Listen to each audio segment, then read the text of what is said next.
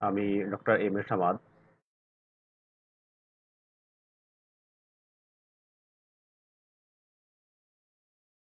আজকের যে বিষয়গুলো নিয়ে আলোচনা করা হবে সেগুলো হলো অ্যাসেক্সুয়াল রিপ্রোডাকশন ইন প্লান্টস। এর মধ্যে আলোচনা হবে স্পোর ফরমেশন, এবং দ্বিতীয়টি হলো ভেজিটেটিভ রিপ্রোডাকশন। এই ভেজিটেটিভ রিপ্রোডাকশন আরও দুইভাবে আলোচনা করা হবে। প্রথমটি হলো ন্যাচারাল ভেজিটেটিভ রিপ্রোডাকশন, এবং এর পরেরটি হলো আর্টিফিশিয়াল ভেজিটেটিভ রিপ্রোডাকশন। এর পরের বিষয়টি যে নিয়ে আলোচনা করা হবে সেটি হলো পার্থেনোজেনেসিস ইন প্লান্টস, এবং সর্বশেষের যে বিষয়টি নিয়ে আলোচনা করা হবে সেটি আর্টিফিশিয়াল রিপ্রোডাকশন অফ প্লান্ট।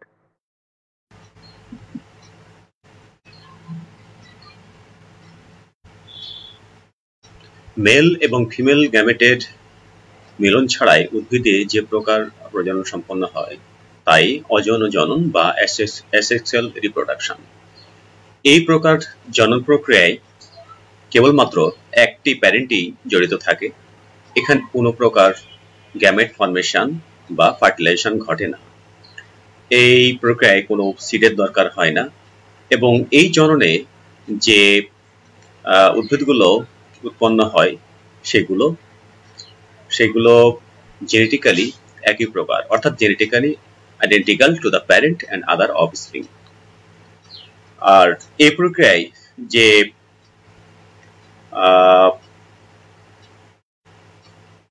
প্যারেন্টটি জড়িত থাকে তার বৈশিষ্ট্যই শুধুমাত্র ইনহেরিট করে, অর্থাৎ পরবর্তী যে উদ্ভিদগুলো উৎপন্ন হয় সেগুলোতে সেই বৈশিষ্ট্যগুলোই দেখা যায়।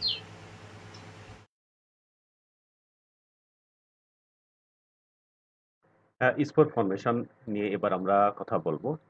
এ spore is a unit of sexual or asexual reproduction. যদি বলা হয় স্পোর কি, তাহলে আমরা এভাবে বলতে পারি যে স্পোর হলো অযৌন এবং যৌন জননের একক। স্পোর সাধারণত এটা হ্যাপ্লয়েড এবং ইউনিসেলুলার, এবং এই স্পোরগুলো তৈরি হয় মিয়োসিস বিভাজনের মাধ্যমে। নিম্ন শ্রেণীর বেশ কিছু উদ্ভিদে রেণু বা স্পোর তৈরি হয়। এসব স্পোর অঙ্কুরিত হলে নতুন উদ্ভিদের জন্ম হয়। অনুকূল পরিবেশে এসব স্পোরে মাইটোসিস বিভাজন ঘটে এবং নতুন উদ্ভিদের জন্ম হয়।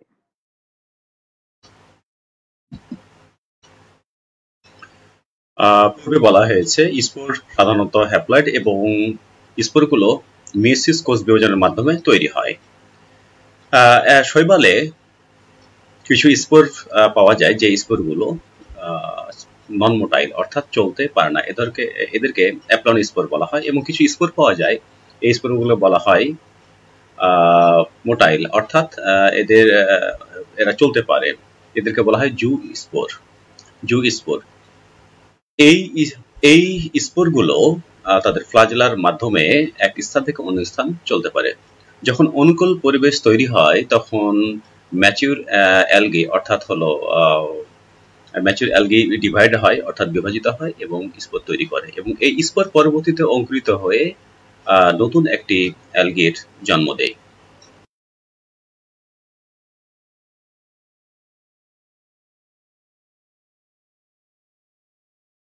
ছত্রাকের স্পোরগুলো এককোষী অথবা বহুকোষী হতে পারে।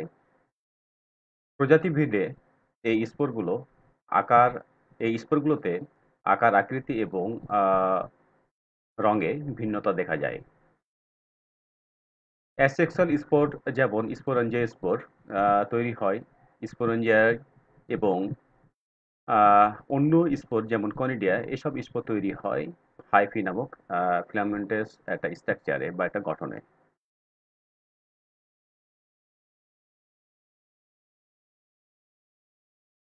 ব্রায়োফাইটা এবং টেরিডোফাইটা ভুক্ত উদ্ভিদের স্পোরেঞ্জিয়ামে স্পোর উৎপন্ন হয়, এবং এই স্পোরগুলো সাধারণত দুই প্রকার হয়ে থাকে।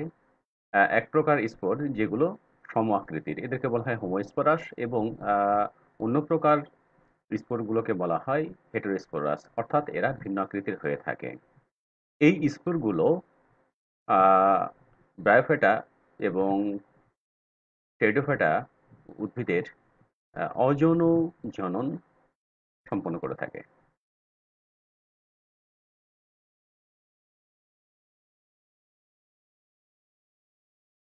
আবৃতবীজী উদ্ভিদে দেহ অঙ্গের মাধ্যমে আবৃতবীজী উদ্ভিদে দেহ অঙ্গের মাধ্যমে অযৌন প্রজনন হয়ে থাকে। এ ধরনের প্রজননকে অঙ্গজ প্রজনন বলা হয়ে থাকে, যাকে ইংরেজিতে বলা হয় ভেজিটেটিভ রিপ্রোডাকশন। ভেজিটেটিভ রিপ্রোডাকশন দুইভাবে হয়ে থাকে। একটি হচ্ছে ন্যাচারাল ভেজিটেটিভ রিপ্রোডাকশন, অর্থাৎ প্রকৃতিতে কিছু উদ্ভিদ আছে যেগুলো প্রাকৃতিক নিয়মেই আহ, প্রাকৃতিক নিয়মেই তাদের দেহ অঙ্গের মাধ্যমে প্রজনন সম্পন্ন করে থাকে। অপরদিকে আহ, অপরদিকে কৃত্রিম উপায়েও আহ, অঙ্গজ প্রজনন সম্পন্ন করা হয় কিছু উদ্ভিদের।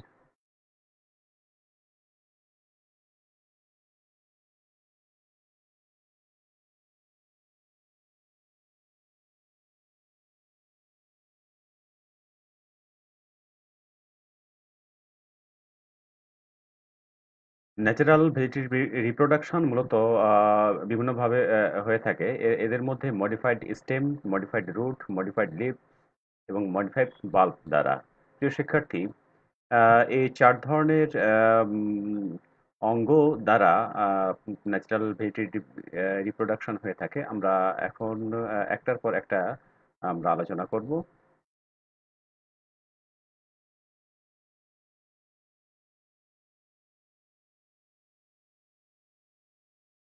ন্যাচারাল ভেজিটেটিভ রিপ্রোডাকশন অর্থাৎ প্রাকৃতিক ভাবে যে উদ্ভিদের অঙ্গজ প্রজনন হয়ে থাকে, আহ, যে অঙ্গগুলোর মাধ্যমে হয়ে থাকে তাদের মধ্যে রানার বা স্টোলেন নামক অঙ্গের মাধ্যমে সবচেয়ে বেশি হয়ে থাকে।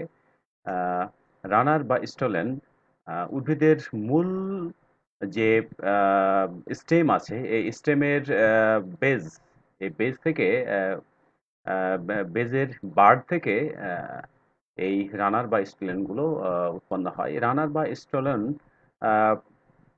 এটা মাটির সাথে হরিজন্টাল ভাবে এটা গ্রো করে। এবং তোমরা প্রিয় শিক্ষার্থী, তোমরা নিশ্চয়ই জানো যে একটা স্টেমের বা কাণ্ডের বৈশিষ্ট্য হলো যে এ নোড বা ইন্টারনোড থাকবে। এই রানার বা স্টোলেনের নোড থেকে শুট এবং রুট ডেভেলপ হয় এবং পরবর্তীতে এই বার্ড থেকে, অর্থাৎ এই বার্ড থেকে পরবর্তীতে রুট এবং ফুট ডেভেলপ করে একটা পূর্ণাঙ্গ উদ্ভিদের জন্ম হয়।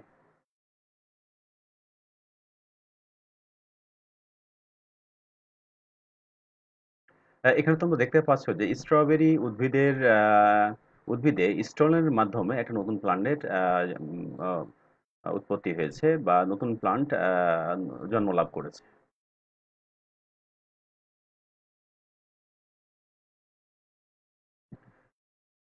Rhizome are horizontal modified underground stems which produce roots and shoots for individual plants at their nodes. এখানে আমরা দেখতে পাচ্ছি এই চিত্র থেকে রাইজোম রাইজোম নামক যে অঙ্গ উদ্ভিদের দেখা যায়, অর্থাৎ রাইজোমটা হচ্ছে স্টেম এবং এই স্টেমটা মাটির মাটির মাটির ভিতরে থাকে, অর্থাৎ আন্ডারগ্রাউন্ডে থাকে।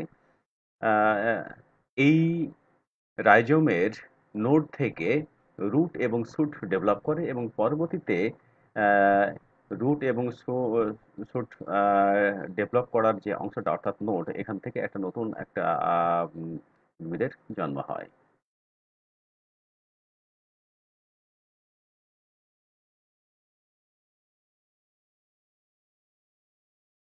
কর্মস are enlarge bulb like underground stem. এই কর্মটা হলো এক প্রকার আন্ডারগ্রাউন্ড স্টেম বা কাণ্ড। এটা বাল্ব আকৃতির। তবে এর বিশেষ তফাৎ হলো যে বাল্ব, স্টেম, রুট এবং লিভস এর সমন্বয়ে গঠিত, কিন্তু এই কর্মটা শুধুমাত্র স্টেম অর্থাৎ কাণ্ড থেকে উৎপন্ন হয় এবং এই কর্মে কর্মে অ্যাডভেন্টেজাস রুটস থাকে বা স্থানিক হলো মূল থাকে এবং এই কর্মের যে বার্ড, এই বার্ড থেকে পরবর্তীতে শুট ডেভেলপ করে, অর্থাৎ শুট উৎপন্ন হয় এবং পরবর্তীতে এই অংশটা একটা নতুন একটা উদ্ভিদের জন্ম হয়। আহ, তোমরা এই ধরনের অঙ্গ থেকে যে উদ্ভিদগুলো তৈরি হয় সেগুলোর মধ্যে তোমরা দেখতে পারো যে গ্ল্যাডিওলাস এর উদ্ভিদে এই ধরনের স্ট্রাকচার দেখতে পাওয়া যায়।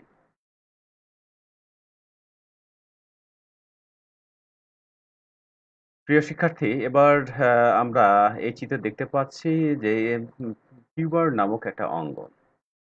এটা স্টেম টিউবার। এটা এটা আন্ডারগ্রাউন্ড একটা একটা স্ট্রাকচার। এই স্ট্রাকচার থেকে, অর্থাৎ যেহেতু এটা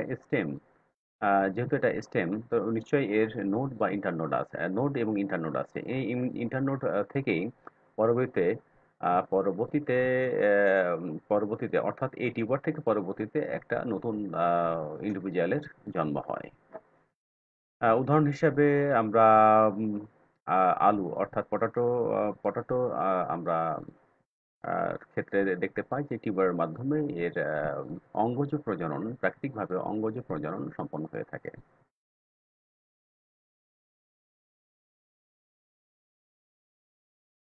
প্রিয় শিক্ষার্থী, টিউবার রুট এবং স্টেম দুটোতেই হয়। আমরা এবার দেখতে পাচ্ছি ডালিয়ার ডালিয়ার ডালিয়াতে টিউবার ফর্মেশন হয়েছে। এই এই টিউবার থেকে পরবর্তীতে একটা নতুন উদ্ভিদের জন্ম হয়।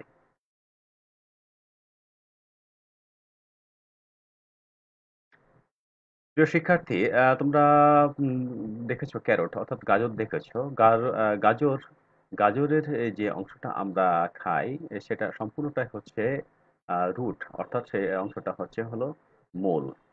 আহ, এটা রিপ্রোডাক্টিভ অর্গান না, এটা শুধুমাত্র রুট।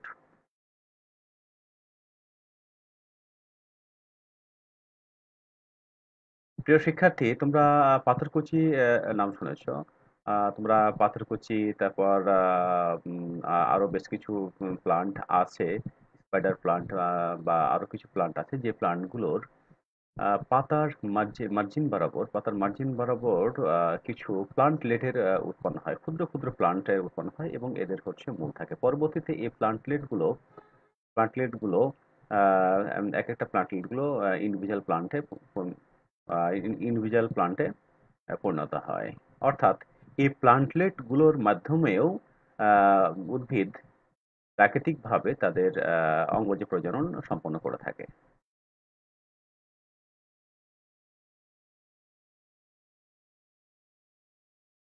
প্রিয় শিক্ষার্থী, আমরা রাইজোমের উদাহরণ যখন আমরা দেখলাম তখন রাইজোমটা ছিল যে এটা আন্ডারগ্রাউন্ড বাল্ব লাইক একটা স্ট্রাকচার।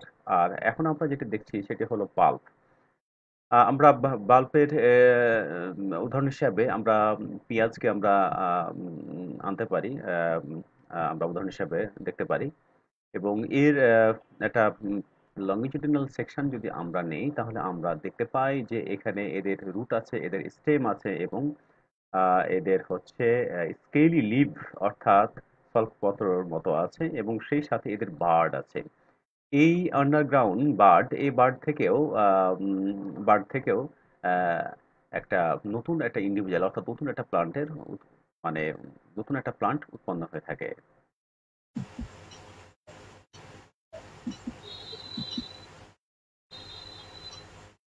উদ্ভিদের কোনো দৈহিক অঙ্গ যেমন মূল, কাণ্ড, পাতা ইত্যাদির মাধ্যমে বিশেষ প্রক্রিয়ায় বংশবিস্তার করার প্রক্রিয়াকে আর্টিফিশিয়াল ভেজিটেটিভ রিপ্রোডাকশন বলা হয়।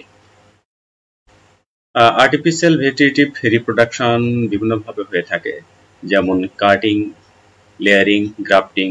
এই তিনটি প্রক্রিয়াকে বলা হয়, সাধারণত আমরা বলে থাকি কলম করা। এবং আরেকটি প্রক্রিয়া হলো মাইক্রো প্রপাগেশন। কাটিং বা শাখা কলম।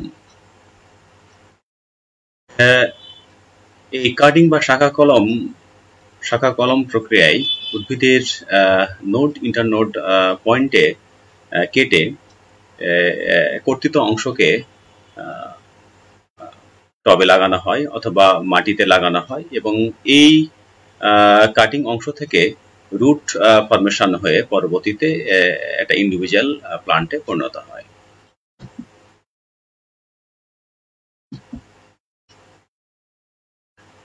লেয়ারিং বা যাকে বাংলায় বলা হয় দাবা কলম। এই প্রকার আর্টিফিশিয়াল ভেজিটেটিভ রিপ্রোডাকশনের ক্ষেত্রে উদ্ভিদের যে স্টেম বা কাণ্ড, এই স্টেম বা কাণ্ডকে বাঁকানো হয় এবং বাঁকিয়ে মাটিতে বাঁকিয়ে মাটি চাপা দেওয়া হয় এবং এই মাটি চাপা দেওয়া অংশ যে নোড থাকে, এই নোড থেকে রুট ইনিশিয়েশন হয়ে অর্থাৎ রুট এখানে ফরমেশন হয়ে পরবর্তীতে এটা একটা নতুন ইন্ডিভিজুয়াল প্লান্টে পরিণত হয়।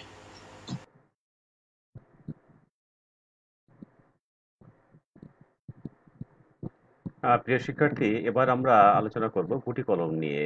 গুটি কলম on kind of yard layering, অর্থাৎ এই প্রকার আর্টিফিশিয়াল ভেজিটেটিভ রিপ্রোডাকশনের ক্ষেত্রে উদ্ভিদের যে কোনো একটি শাখাকে অর্থাৎ স্টেমকে নির্বাচিত করে ওই স্টেমে রুট তৈরি করা হয়, অর্থাৎ রুট ইনিশিয়েশন করা হয় এবং ওই স্টেমটা কেটে পরবর্তীতে মাটিতে রোপণ করলে ওই স্টেমটা পরবর্তীতে একটা ইন্ডিভিজুয়াল প্লান্টের পরিণত হয়। এক্ষেত্রে যে কাজটি করা হয় সেটি হলো যে স্টেমে রুট ফরমেশন করা হবে বা ইনিশিয়েশন করা হবে, সে সেই স্টেমের বাকলকে বা আমরা যেটা বলি ছাল, এই বাকলকে বা ছালকে কেটে সেখানে গোবর, মাটি এবং খড় দিয়ে শক্ত করে গোবর, মাটি এবং খড় দিয়ে ঢেকে শক্ত করে বেঁধে দেওয়া হয় এবং সেখানে নিয়মিত পানি দেওয়া হয়। পরবর্তীতে ওই অংশে অস্থানিক রুট ফরমেশন হয় এবং যখন রুট ফরমেশন হয় সম্পন্ন হয়, তখন ওই স্টেমটি কেটে মাটিতে লাগানো হয়।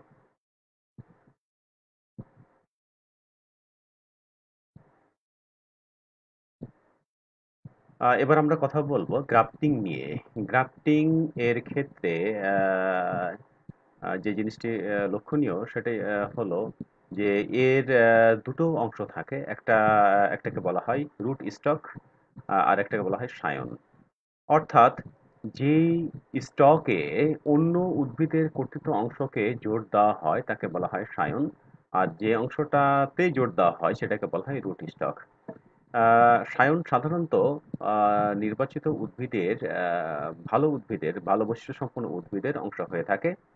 তাই এ ধরনের গ্রাফটিংয়ে যে আহ, যে বৈশিষ্ট্য ভালো বৈশিষ্ট্য থাকে তা মূলত সায়নের কারণেই হয়ে থাকে। এই চিত্রে আমরা দেখতে পাচ্ছি যে স্টক, অর্থাৎ যেটিতে যেটিতে উন্নত উদ্ভিদের অংশ লাগানো হবে সেটিকে স্টক বলা হয় এবং যে কর্তৃত অংশটা কে লাগানো স্টকের সাথে জোর দেওয়া হবে সেটাকে সায়ন বলা হয়। এই দুটিকে আহ, জোর দিয়ে এখানে জোর দেওয়া হয়, এটাকে গ্রাফট ইউনিয়ন বলা হয় এবং এই গ্রাফট ইউনিয়ন কে পরবর্তীতে এটা শক্ত করে বেঁধে দেওয়া হয়।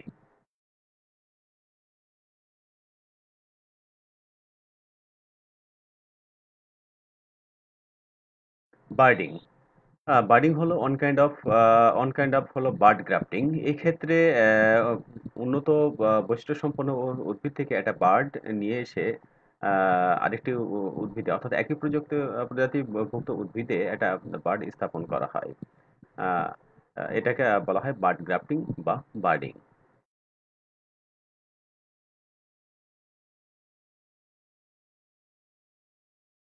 প্রিয় শিক্ষার্থী, এবার আমরা আলোচনা করব মাইক্রো প্রপাগেশন নিয়ে। মাইক্রো প্রপাগেশন এক্ষেত্রে আমরা 4টি স্টেজ আমরা দেখতে পাই।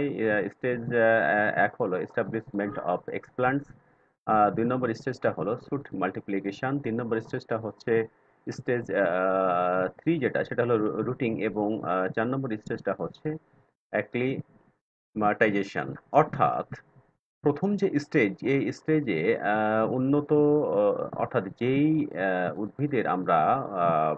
যে উদ্ভিদের আমরা মাইক্রোপ্রপাগেশন করব, অর্থাৎ সেই উদ্ভিদের শুট অংশ অর্থাৎ শুট টিপ অংশ থেকে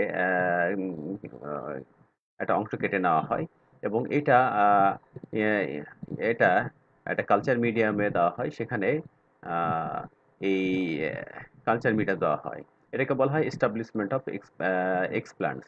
এবং পরবর্তীতে এই কালচার মিডিয়ামে যে শুটিং যে অংশটা দেওয়া হয়, সে অংশটার সংখ্যা বৃদ্ধি করা হয়, এটাকে বলা হয় শুট মাল্টিপ্লিকেশন। এবং পরবর্তীতে এই শুট মাল্টিপ্লিকেশন সম্পন্ন হলে এই শুট থেকে রুট ইনিশিয়েশনের জন্য বা রুট ফর্মেশনের জন্য রুটিং মিডিয়ায় স্থাপন করা হয়, অর্থাৎ ইনভিট্রো পরিবেশে রুটিং কালচারে এগুলোকে স্থাপন করা হয়। এবং এই রুটিং সম্পন্ন হলে এই ইন্ডিভিজুয়ালগুলোকে পরবর্তীতে ইনভিভো অর্থাৎ মুক্ত পরিবেশে লাগানো হয়। এই মাইক্রো প্রপাগেশন এর মাধ্যমে আর্টিফিশিয়াল ভেজিটেটিভ রিপ্রোডাকশন সম্পন্ন হয়ে থাকে।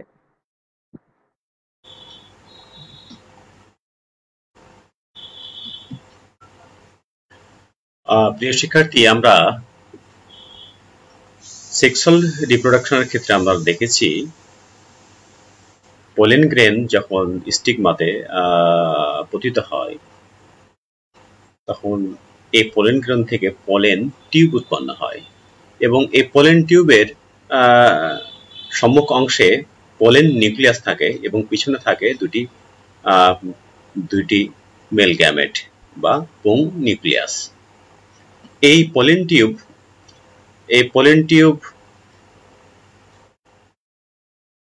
পরবর্তীতে ওভিউলে প্রবেশ করে, অর্থাৎ ডিম্বকে প্রবেশ করে, এবং এই নালিকা যে নিউক্লিয়াস এটি নষ্ট হয়ে যায়, এবং এই এমব্রায়ো শ্যাকের যে মধ্যে যে সেল আছে এগ, এই এগের সাথে একটি মেল গ্যামেট যুক্ত হয় বা মিলিত হয়, এটাকে সিনগামি বলা হয়। এবং অপর যে মেল গ্যামেটটি থাকে এটি সেকেন্ডারি নিউক্লিয়াস থাকে, যে সেন্ট্রাল রিজন যে সেকেন্ডারি নিউক্লিয়াস দুটো থাকে, এটা এই দুটো নিউক্লিয়াসের সাথে এটা মিলিত হয়, একে বলা হয় ট্রিপল ফিউশন। যেহেতু এই দুইটি নিষেক একসাথে সংগঠিত হয়, এই জন্য এটাকে বলা হয় ডাবল ফার্টিলাইজেশন। পরবর্তীতে এই ফার্টিলাইজড এগ থেকে পরবর্তীতে জাইগোট তৈরি হয়, এবং এই জাইগোট পরবর্তীতে ইমব্রায়ো তৈরি করে, আর এই ইমব্রায়ো শ্যাক থেকে তৈরি হয় সিড। এই সিড পরবর্তীতে সিডলিংসে পরিণত হয়। তাহলে প্রিয় শিক্ষার্থী, আমরা দেখলাম যে ফ্লাওয়ারিং প্লান্ট কিভাবে তাদের রিপ্রোডাকশন সম্পন্ন করে, অর্থাৎ সেক্সুয়াল রিপ্রোডাকশন সম্পন্ন করে।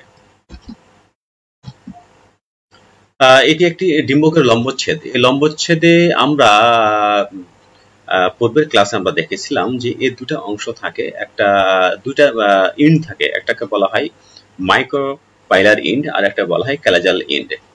তো এর আরেকটি যে এর একটা অংশ আমরা দেখতে পাই সেটা নিউক্লিয়াস। এই নিউক্লিয়াসের যে কোনো একটা সেল বিভাজনক্ষম হয়ে পরবর্তীতে তৈরি করে ইমব্রায়ো শ্যাক, এবং এই ইমব্রায়ো শ্যাকে আটটি নিউক্লিয়াস থাকে। আটটি নিউক্লিয়াসের মধ্যে সেন্ট্রাল যে দুটি নিউক্লিয়াস, এই দুটি নিউক্লিয়াসকে বলা হয় সেকেন্ডারি নিউক্লিয়াস, এবং এই মাইক্রোপাইলার ইন্ডে তিনটি নিউক্লিয়াস থাকে। এর মধ্যের যে নিউক্লিয়াসটি এটাকে বলা হয় ডিম্বাণু, অর্থাৎ নিউক্লিয়াস সহ যে কোষটি এটাকে বলা হয় ডিম্বাণু, এবং দুটিকে বলা হয় সহকারী কোষ বা সিনার্জিডস। এবং বিপরীত দিকে যে তিনটি সেল থাকে, বিপরীত দিকে অর্থাৎ ক্যালাজাল ইন্ডের দিকে যে তিনটি সেল থাকে, সে তিনটি সেলকে বলা হয় অ্যান্টিপোডাল সেল। এবং আরো একটি অংশ আমরা লক্ষ্য করেছি এর আগে যখন আমরা এই ডিম্বকের লম্বচ্ছেদ নিয়ে আলোচনা করেছি, যে এই ডিম্বকের ইন্টিগুমেন্ট অর্থাৎ হলো ত্বক থাকে, অর্থাৎ ইনার এবং আউটার ত্বক থাকে। প্রিয় শিক্ষার্থী, একটি ডিম্বকের লম্বচ্ছেদ আমরা দেখলাম। পার্থেনোজেনেসিস সম্পর্কে যাওয়ার আগে আমরা বেশ কয়েকটি টার্ম সম্পর্কে আমরা জানবো।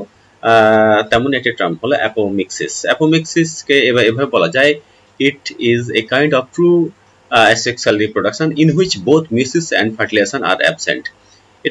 এটা এক প্রকার asexual reproduction যেখানে কোনো প্রকার মিওসিস বা ফার্টিলাইজেশন ঘটে না। এখানে যে সিড, এই প্রক্রিয়ায় যে সিডগুলো উৎপন্ন হয় সেগুলো হলো সিমিলার, কারণ এখানে কোনো প্রকারের সিনগামি হয় না, অর্থাৎ মেল গ্যামেট এবং এগের কোনো ফার্টিলাইজেশন হয় না।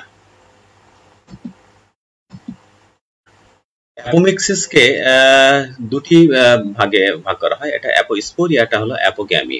অ্যাপোস্পোরি, formation of gametophyte directly from sporophyte, nucellus or integument.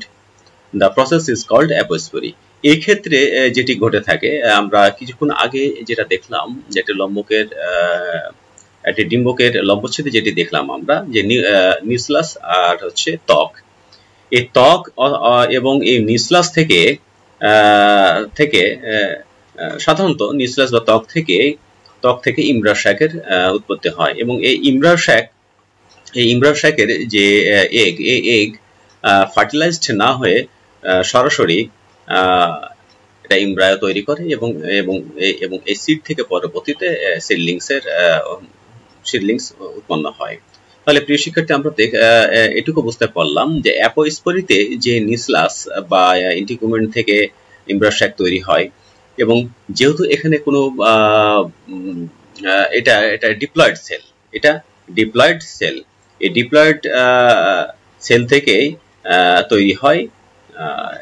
তৈরি হয় ইমব্রায়োস্যাক, অর্থাৎ এখানে কোনো প্রকার মিওসিস হয় না, এখানে কোনো ফার্টিলাইজেশন ঘটে না। অ্যাপোগ্যামির ক্ষেত্রে যেটি ঘটে থাকে সেটি হলো যে the formation of sporophyte directly from the gametophyte except egg. আমরা ভালো করে জানি যে একটা ইমব্রায়োস্যাকে মধ্যে যে এগ থাকে, তারপর সিনার্জিড থাকে, তার অ্যান্টিপোডাল সেল থাকে, সেকেন্ডারি নিউক্লিয়াস থাকে। এই এক্সেপ্ট এগ, অর্থাৎ এগ ব্যতীত যে কোনো সেল, যেমন এটা হতে পারে প্রতিপাদ কোষ বা সিনার্জিড বা অ্যান্টিপোডাল সেল, এই সেলগুলো থেকে সরাসরি ইমব্রায়ো উৎপত্তি লাভ করে, এবং ইমব্রায়ো থেকে পরবর্তীতে একটা ইন্ডিভিজুয়ালে পরিণত হয়। এবার আমরা পার্থেনোজেনেসিস সম্পর্কে আলোচনা করব। দা পার্থেনোজেনেসিসকে এভাবে বলা যেতে পারে যে the formation of embryo directly from the egg without fertilization called as parthenogenesis. অর্থাৎ the formation of embryo directly from the egg, কিছুক্ষণ আগে আমরা দেখলাম অ্যাপোগ্যামিতে এগ ব্যতীত ইমব্রায়োস্যাকের যে কোনো সেল থেকে ইমব্রায়ো তৈরি হয়, কিন্তু পার্থেনোজেনেসিসের ক্ষেত্রে যেটি হয় সেটি হলো যে এই ইমব্রায়োস্যাকের এগ সেলটি উইদাউট ফার্টিলাইজেশন ছাড়াই ইমব্রায়ো তৈরি করে। এটা দুই প্রকার হয়ে থাকে, এটা হ্যাপ্লয়েড পার্থেনোজেনেসিস এবং এটা diploid parthenogenesis. when embryo develops from haploid eggs, যখন হ্যাপ্লয়েড এগ থেকে ইমব্রায়ো তৈরি হয় তখন এটাকে বলা হয় হ্যাপ্লয়েড পার্থেনোজেনেসিস। যখন ডিপ্লয়েড এগ থেকে যখন ইমব্রায়ো তৈরি হবে তখন এটাকে বলা হয় ডিপ্লয়েড পার্থেনোজেনেসিস। প্রিয় শিক্ষার্থী, আরো একটা টার্ম সম্পর্কে আমরা জানবো, যেটিকে বলা হয় পার্থেনোকার্পি। আমরা পার্থেনোজেনেসিস যেটা দেখলাম সেটা হলো যে আনফার্টিলাইজড এগ থেকে ইমব্রায়ো ডেভেলপ করছে, কিন্তু এই পার্থেনোকার্পির ক্ষেত্রে যেটি ঘটে সেটি হলো ওভারি, অর্থাৎ গর্ভাশয় আহ, সেটা হরমোনের প্রভাবে হোক বা কৃত্রিম উপায়ে, যে কোনো উপায় হোক, যখন স্টিমুলেটেড হয় তখন এখান থেকে সরাসরি এটা ফলে পরিণত হয়। এবং এই প্রকার ফলে কোনো প্রকারের বীজ থাকে না। এ ধরনের প্রক্রিয়া, ফল উৎপাদনের যে প্রক্রিয়া, এটাকে বলা হয় পার্থেনোকার্পি।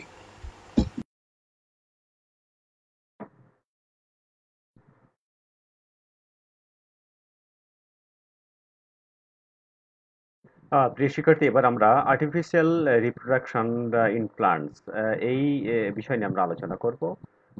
উদ্ভিদে কৃত্রিম প্রজনন বিভিন্ন ভাবে করা হয়ে থাকে। এর মধ্যে নির্বাচন বা সিলেকশন, হাইব্রিডাইজেশন, মিউটেশন বিভিন্ন ভাবে হয়ে থাকে। আজকে আমরা যেটা নিয়ে আলোচনা করব সেটি হলো হাইব্রিডাইজেশন। হাইব্রিডাইজেশন বলতে কি বোঝায়? আহ, তার আগে আমরা দেখব যে সংকর বা হাইব্রিডটা কি। যখন দুটি বিসদৃশ্য ইন্ডিভিজুয়ালের মধ্যে ম্যাচিং করা হয় এবং এই ম্যাচিং এর ফলে যে যে ইন্ডিভিজুয়ালটা উৎপন্ন হয় এটাকে বলা হয় হাইব্রিড, অর্থাৎ সংকর। অর্থাৎ হাইব্রিড উৎপন্ন করার যে প্রক্রিয়া এটাকে বলছি হাইব্রিডাইজেশন। অর্থাৎ হাইব্রিডেশন এমনই একটা আর্টিফিশিয়াল রিপ্রোডাকশন টেকনিক যেখানে দুইটি বৈসাদৃশ্য দুইটি উদ্ভিদের মধ্যে ম্যাচিং করা হয় বা ক্রস করানো হয় এবং এর ফলে একটা সংকর উন্নত জাত উন্নত জাত একটা ইন্ডিভিজুয়ালের উৎপন্ন হয়। আমরা ভালো করে আমরা এর আগে দেখেছি যে একটা উদ্ভিদের ৪ টা স্তবক থাকে।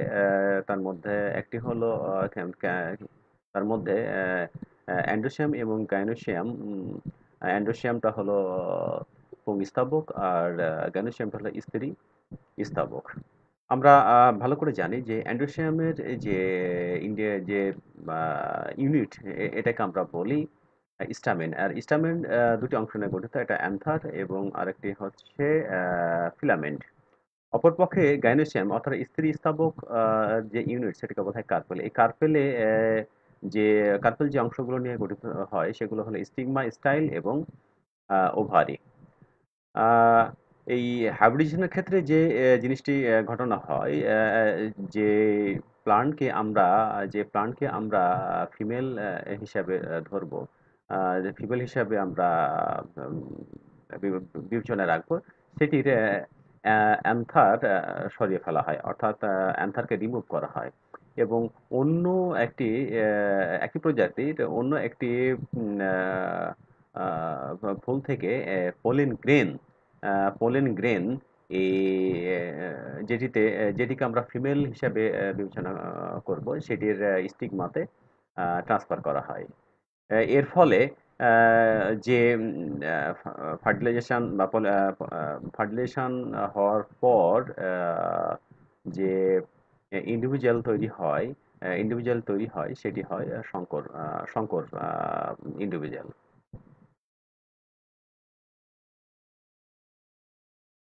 এই চিত্রে আমরা হাইব্রিডেশন টেকনিক দেখতে পাচ্ছি। হাইব্রিডেশন টেকনিকের মধ্যে আহ, কিভাবে ইমাস্কুলেশন অর্থাৎ কিভাবে অ্যান্থার রিমুভ করতে হবে, কিভাবে পোলেন গ্রেন ডাস্টিং করতে হবে, কিভাবে ব্যাগিং করতে হবে, কিভাবে ট্যাগিং করতে হবে, এই এই সবকিছু এই চিত্রের মাধ্যম থেকে আমরা দেখতে পাচ্ছি। এটি মূলত মেলন জিনোটাইপে এটা করা হয়েছে।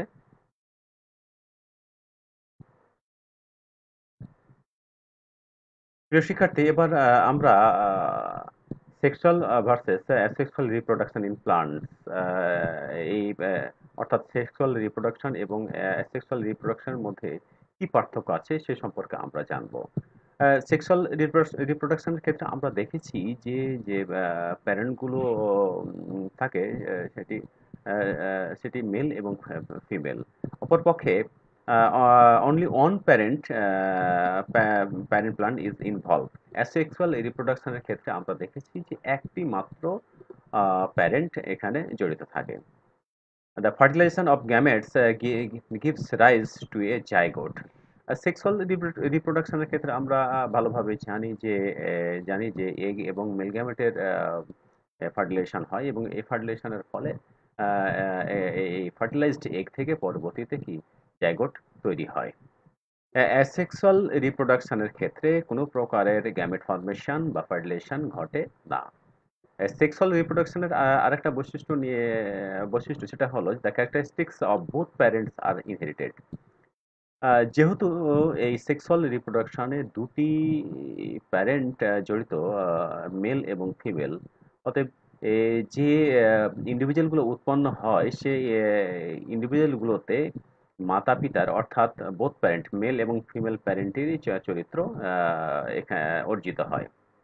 অপরপক্ষে অ্যাসেক্সুয়াল রিপ্রোডাকশনের ক্ষেত্রে শুধুমাত্র একটা প্যারেন্ট যেহেতু এখানে জড়িত, অতএব যে ইন্ডিভিজুয়ালগুলো তৈরি হয় সেই ইন্ডিভিজুয়ালগুলোতে শুধুমাত্র একটা প্যারেন্টেরই বৈশিষ্ট্য ইনহেরিট হয়, অর্থাৎ হলো আহ, অর্জিত হয়।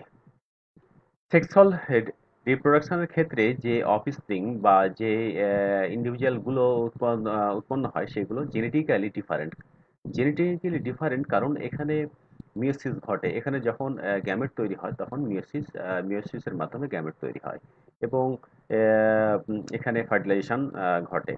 কিন্তু অ্যাসেক্সুয়াল রিপ্রোডাকশনের ক্ষেত্রে কোনো প্রকার ফার্টিলাইজেশন বা মিয়োসিস ঘটে না। এই জন্য এরা genetically identical to the parents and other offspring. Seeds sexual রিপ্রোডাকশনের ক্ষেত্রে যেটি লক্ষণীয় সেটি হলো seeds are used to get new plants from a flower. একটা নতুন নতুন এখানে এখানে সিড এখানে নতুন একটা প্লান্টের উৎপন্ন হওয়ার জন্য সিড দরকার হয়, কিন্তু অ্যাসেক্সুয়াল রিপ্রোডাকশনের ক্ষেত্রে সিড এর কোনো দরকার হয় না।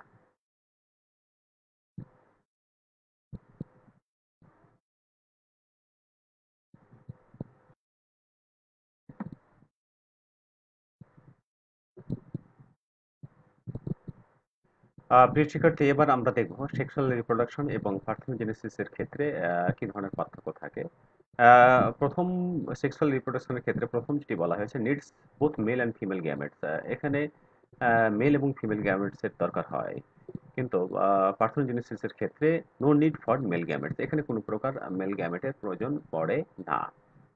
সেক্সুয়াল রিপ্রোডাকশনের ক্ষেত্রে ফার্টিলাইজেশন দরকার, পার্থেনোজেনেসিসের ক্ষেত্রে কোনো ফার্টিলাইজেশন দরকার হয় না। After fertilization, the diploid zygote develops into a new individual. ফার্টিলাইজেশনের পর ডিপ্লয়েড জাইগোট থেকে একটা নতুন ইন্ডিভিজুয়ালের হলো উৎপন্ন হয় সেক্সুয়াল রিপ্রোডাকশনে। অপরপক্ষে পার্থেনোজেনেসিসের ক্ষেত্রে যেটি হয় সেটা আনফার্টিলাইজড এগ থেকে একটা নতুন ইন্ডিভিজুয়ালের জন্ম হয়। প্রিয় শিক্ষার্থী, এবার আমরা একটা এমসিকিউ আমরা দেখতে পারি যে এমসিকিউ কিভাবে আসতে পারে। এখানে বলা হয়েছে some plants such as strawberries develop new flowering stems through the use of above ground horizontal stems. Which term best describes this structure? A. Rhizomes, B. Bulb, C. Tubers, D. Stolon. এমসিকিউতে বলা হচ্ছে যে strawberry plant, একটা নতুন strawberry প্লান্টের উৎপত্তি হয় এবং যে অংশ থেকে উৎপন্ন হয় সেটি হলো যে হরিজন্টাল স্টেম, এবং যেটা মাটির উপরে থাকে। তাহলে নিচের কোন টার্মটি সবচাইতে ভালো ফিট করে এই কোশ্চিনের সাথে? প্রথমটি হচ্ছে রাইজোমস, দ্বিতীয়টি হচ্ছে বাল্ব, সি নম্বর হচ্ছে টিউবার্স এবং ডি হচ্ছে স্টোলেন। আমরা খুব ভালো করে দেখেছি এই লেকচারের প্রথম দিকে যে ন্যাচারাল যে ভেজিটেটিভ রিপ্রোডাকশন, সেখানে আমরা দেখেছি যে স্টোলেন অর্থাৎ এটাকে অপর নামে বলা হয় রানার। স্ট্রবেরির ক্ষেত্রে রানার থেকে অর্থাৎ এই স্টেমের নোড থেকে যেখানে বার্ড আছে এই বার্ডের থেকে রুট ইনিশিয়েশন হয় বা রুট ফর্মেশন হয় এবং বার্ড থেকে শুট ফর্মেশন হয় এবং এটি পরবর্তীতে একটা ইন্ডিভিজুয়ালে পরিণত হয়। তাহলে আমরা বলতে পারি যে এর উত্তর হবে ডি। আমরা ব্যাখ্যা হিসাবে দেখতে পারি যে স্ট্রবেরি প্লান্টের স্টোলেন বা রানার এখান থেকে একটা নতুন প্লান্টের জন্ম হয়েছে।